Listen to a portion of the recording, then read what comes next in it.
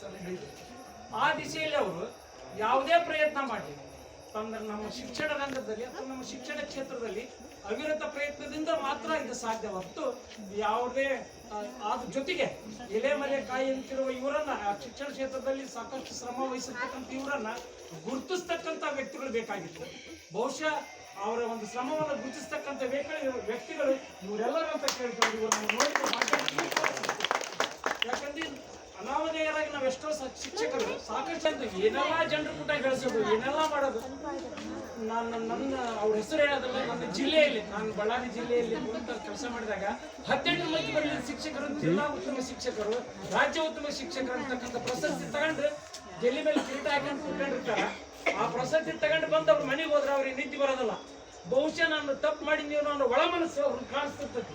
ನನಗೇನು ಗೊತ್ತಿಲ್ಲ, ನಾನು ಇದು ಕಾರಣನೇನು, ನಾನು ಇದಕ್ಕೆ ಯೋಗ್ಯನೇನು ಅಂತಕ್ಕಂಥ ಮಾನಸಿಕ ಚಿಂತೆ ಅವರಲ್ಲಿ ಇರ್ತೈತಿ. ಬಹುಶಃ ಜಮೀರ್ ಅವರಿಗೆ ಸಾಕಷ್ಟು ತೃಪ್ತಿ ಇದೆ, ಅವರನ್ನ ಪ್ರೋತ್ಸಾಹ ಮಾಡಿರ್ತಕ್ಕಂಥ ಇವರೆಲ್ಲರಿಗೂ ತೃಪ್ತಿ ಇದೆ.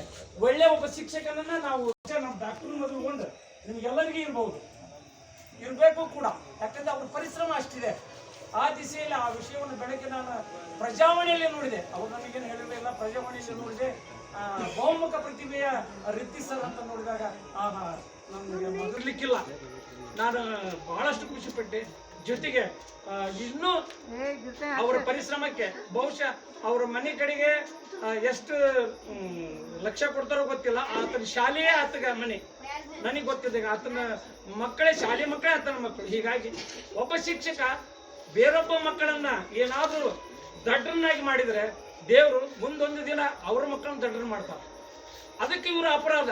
ಇನ್ನೊಬ್ಬ ಮಕ್ಕಳಿಗೆ ಇವರೆಲ್ಲ ಒಳ್ಳೇದು ಮಾಡಿದ್ರಿಂದ ಇವತ್ತು ಅವ್ರ ಮಕ್ಕಳು ಕೂಡ ದೆಹಲಿ ಮಟ್ಟಕ್ಕೆ, ಇವರ ಮಗ ದೆಹಲಿ ಮಟ್ಟಕ್ಕೆ ಹೋಗಿ ವಿಜ್ಞಾನ ಮೇಳದಲ್ಲಿ ದೆಹಲಿ ಮಟ್ಟಕ್ಕೆ ಹೋಗಿ ತನ್ನ ಪ್ರತಿಭೆಯನ್ನು ಪ್ರದರ್ಶನ ಮಾಡಿ ಬಂದಾನ. ಅದು ಒಂದು ಖುಷಿ.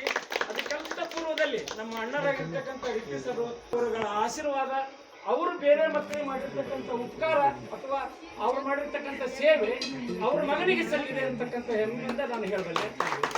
ಬಹುಶಃ ಇನ್ನು ಅವ್ರ ಬಗ್ಗೆ ಮಾತಾಡ್ಬೇಕಂದ್ರೆ, ಅವ್ರ ಕುಟುಂಬದ ಬಗ್ಗೆ ಮಾತಾಡ್ಬೇಕಂದ್ರೆ ಸಾಕಷ್ಟು ಸಮಯ ಬೇಕು, ಸಾಕಷ್ಟು ವಿಷಯ ಬೇಕು. ಅದನ್ನ ಹೇಳಲಿಕ್ಕೆ ಹೋದ್ರೆ ಸಮಯ ಇಲ್ಲ.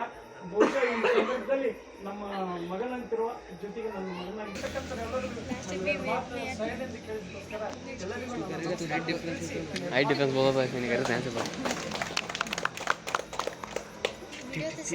ತುಂಬಾ ಆತ್ಮೀಯವಾಗಿ ಮಾತಾಡಿದಂತ ಬಹಳ ಜನ ಕೇಳಿರ್ಲಿ ಕಾಣಿಸ್ತದೆ. ಬೇರೆ ಬೇರೆ ಮಾತಾಡೋದು ಕೇಳಿರಿ, ಶೈಕ್ಷಣಿಕವಾಗಿ ಮಾತಾಡಿದ್ದಂತ ಫಸ್ಟ್ ಟೈಮ್ ಕೇಳಿದ್ರೆ ನಮ್ಮ ಚಾಚಾ ಹಿಂಗೂ ಅದಾನ ಅಂತ ಗೊತ್ತಾಗ್ತದೆ. ನಾನು ಆಕ್ಚುಲಿ ಬೆಂಗಳೂರೊಳಗಿದ್ದಾಗ, ನಾನು ಬೆಂಗಳೂರೊಳಗಿದ್ದಾಗ ಅಕಸ್ಮಿಕವಾಗಿ ಬೈಕ್ ಮೇಲಿಂದ ಬಿದ್ದಾಗ ಬಂದ್ಬಿಡಲಿ ಇಬ್ರು ನೀವು ಊರಿಗೆ ಅಂತ ಫಸ್ಟ್ ಬಂದನ್ ಭಯ. ನಡೀಲಿ ಹೋಗೋಣ ಯಾಕೆ ಅವ್ರು ಕರೆಯಕತ್ತಾರ. ಅವ ನಡೀಲಿ ಹೋಗೋಣ ಅಂದ ತಕ್ಷಣ ನಾನು ಅಲ್ಲಿ ಇರೋದ ವಜ್ಜೆ ಆಗುತ್ತೆ ಬೆಂಗಳೂರಲ್ಲಿ. ಬಹುಶಃ ನಾವು ಅಲ್ಲಿ ಇದ್ದಿದ್ರೆ ಇವತ್ತು ಎಲ್ಲಿರ್ತಿದ್ರೋ ಗೊತ್ತಿಲ್ಲ.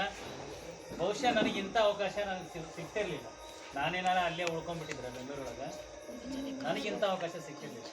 ಇವ್ರನ್ನ ಕೂಡ ಸನ್ಮಾನಿಸುವಂಥ, ನಿಮ್ಮನ್ನೆಲ್ಲರನ್ನ ಕರೆದು ಆತ್ಮೀಯವಾಗಿ ಈ ಒಂದು ಇದರೊಳಗೆ ನಾನು ಇದು ಮಾಡುವಂಥ ಅವಕಾಶನೇ ಸಿಗ್ತಾ ಇಲ್ಲ. ಇಂಥ ಅವಕಾಶವನ್ನು ಮಾಡಿಕೊಟ್ಟಂಥ ಅಲ್ಲಾಹನನ್ನು ಕೂಡ ನಾನು ಈ ಸಮಯದಲ್ಲಿ ನಾನು ನೆನೆಸಲೇಬೇಕು. ಜೊತೆಗೆ ಈ ಒಂದು ಹಂತದೊಳಗಡೆ ನನ್ನ ಸದಾ ನನ್ನ ಜೊತೆಗೆ ಇದ್ದಂಥ ನಮ್ಮ ಬೈಜಾನ್ರನ್ನು ಕೂಡ ನಾನು ನೆನೆಸಲೇಬೇಕು, ನಮ್ಮ ಶರೀಫ್ ಬೈಜಾನ್ರನ್ನ. ಜೊತೆಗೆ ನಮ್ಮ ಬ್ರದರ್ ಕೂಡ ಇದ್ದಾರೆ ಅಲ್ಲಿ, ಮೊಹಿನ್ ನದಾಫ್ ಅಂತೇಳಿ ಹುಬ್ಬಳ್ಳಿಯಿಂದ ಬಂದಿದ್ದಾರೆ. ಅವ್ರನ್ನೂ ಕೂಡ ನಾನು ಈ ಹಂತದಲ್ಲಿ ತುಂಬ ನಾನು ಸ್ಮರಿಸ್ತೀನಿ. ಹಾಗಾಗಿ ನಾನು ನೇರವಾಗಿ ಈಗ ಗೌರವಿಸುವಂಥ ಕಾರ್ಯಕ್ರಮಕ್ಕೆ ನಾನು ಹೋಗ್ತೀನಿ. ದಯಮಾಡಿ ನಮ್ಮ ಗೌರವವನ್ನು ಸ್ವೀಕಾರ ಮಾಡಬೇಕು.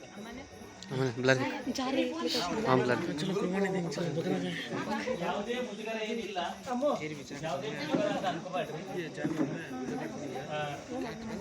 ಮೊದಲಿಗೆ ರಾಜು